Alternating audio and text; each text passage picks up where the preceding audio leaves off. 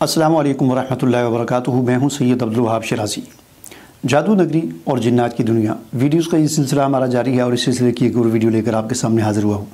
नाज़रीन, जादू नगरी के सिलसिले में जादू की अक़साम के हवाले से हमारा वीडियोस का ये सिलसिला शुरू है और इस सिलसिले में आज हम जादू की एक 8वीं किस्म सारे इस्तिहाज़ा पर बात करेंगे। इस्तिहाज़ा कहते हैं उस खून को जो ख़वातीन को आता है। एक तो वो होता है जिसे माहवारी कहा जाता है, मेंसेस या हैज़ जैसे कहा जाता है कि हर महीने बाद बाकायदगी के साथ कम अज़ कम 3 दिन और ज़्यादा से ज़्यादा 10 दिन इसके दरमियान में आता है। मतलब किसी को 4 दिन, किसी को 5 दिन, 6 दिन, 8 दिन, 10 दिन से ज़्यादा नहीं होता। तो बाज़ का मसला ये हो जाता है कि 10 दिन से ज़्यादा हो जाता है, तो इसको फिर इस्तिहाज़ा कहा जाता है। ठीक है, इस्तिहाज़ा जो है ये भी एक बाज़ औक़ात वैसे जिस्मानी बीमारी भी हो सकती है, लेकिन बाज़ औक़ात ये जादू की वजह से भी ऐसा होता है। जिन्नात की छेड़छाड़ की वजह से, शयातीन की छेड़छाड़ की वजह से भी ऐसा होता है। चुनांचे हदीस में हमें इस हवाले से रहनुमाई मिलती है। ये असल में औरत के जो है वो रहम के अंदर जादूगर जो है एक जिन की ड्यूटी लगा देता है, या बाज़ औक़ात जिन खुद भी मुसल्लत हो जाते हैं। तो वो जो एक रग होती है जिसको वो एड़ लगाता है, उसमें से फिर खून जारी हो जाता है जो निकलता ही रहता है, बंद नहीं होता।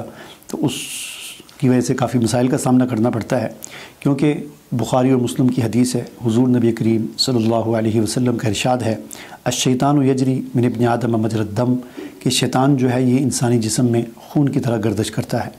बुखारी और मुस्लिम की हदीस है। और दौरान गर्दिश जब वो रहम की रगों के पास पहुंचता है तो उनमें वो एक एड़ लगाता है, चीर लगा देता है, फिर वहाँ से वो खून जारी होता है। हज़रत हमना बिनते जहश रज़ी अल्लाह ताला अन्हा एक सहाबिया हैं। उन्होंने जब इस्तिहाज़ा के मुताल्लिक़ रसूलुल्लाह सल्लल्लाहु अलैहि वसल्लम से पूछा तो आप सल्लल्लाहु अलैहि वसल्लम ने उसके जवाब में इरशाद फरमाया कि इन्नमा हिय रक़ज़तुम मिन रक़ज़ातिश शयातीन। तिर्मिज़ी। इस्तिहाज़ा तो सिर्फ़ शैतान की एड़ लगाने की वजह से होता है। और एक रिवायत में आपने यूँ फरमाया, इन्नमा हुआ इरक़ुन वलैसा बिल हैज़ा, ये तो एक रग से बहने वाला खून है, हैज़ नहीं है।